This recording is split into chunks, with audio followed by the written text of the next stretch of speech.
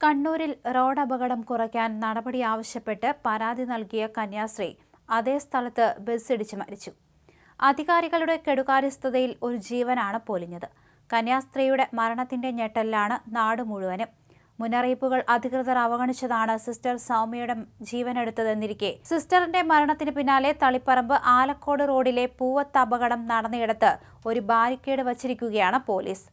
Poovam saint Mary's കോൺവെന്റിലെ mother superior ആയിരുന്നു sister Soumya. തൊട്ടടുത്ത പള്ളിയിലേക്ക് പോകാൻ കോൺവെന്റിന് മുന്നിലെ റോഡ് മുറിച്ചു കടക്കുമ്പോഴാണ് അമിത വേഗതയിലെത്തിയ സ്വകാര്യ ബസ് ഇടിച്ചത്. കോൺവെന്റും സ്കൂളുമുള്ള ഭാഗത്ത് അപകടങ്ങൾ പതിവായിരുന്നു.